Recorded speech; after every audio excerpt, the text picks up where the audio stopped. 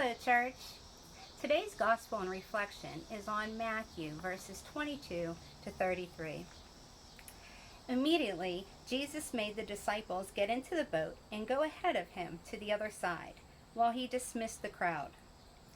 After he had dismissed them, he went up on the mountainside by himself to pray.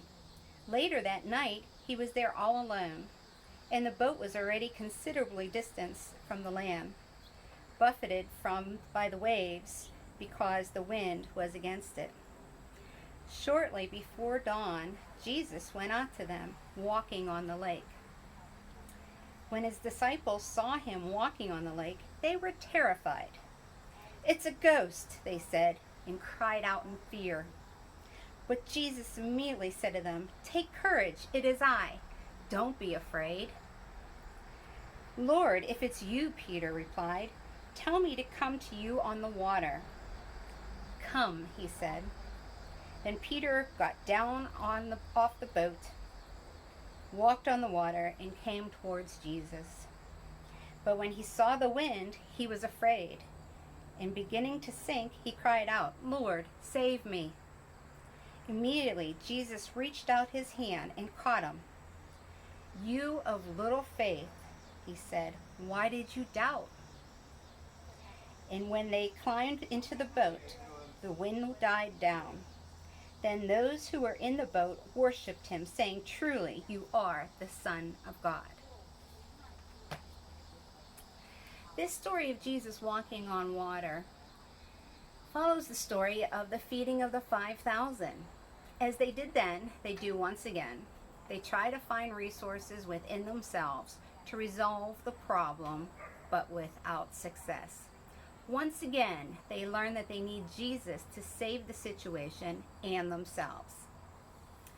Matthew's passages on the disciples in the storm remind us that faith remains a relationship between God and us, his people. In spite of trouble, God will always be present. Together, we need only realize that fact and act upon it. Have you ever prayed for strength in the face of doubt or stress?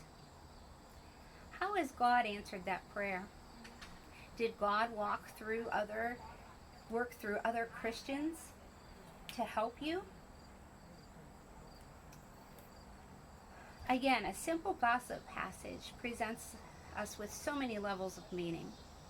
The boat, the storm on the lake, the power of Christ in the midst of chaos, and the response of the disciples all make this passage so accessible, yet so deep. Accessible in the emotions of the moment: stress, fear, doubt. Deep in the mysterious yet powerful ways that God responds to that moment. Let us praise God for his love and guidance through times of stress, for he truly controls that which we cannot, and is present to us in ways we will never understand. Take a moment and reflect on the moments of stress you endured this week. How was God in control of the situation? How was God present to you in the moments? How did you respond to him? Thank him for the opportunity to say yes to him, and when the situation made him seem so distant. Thank you.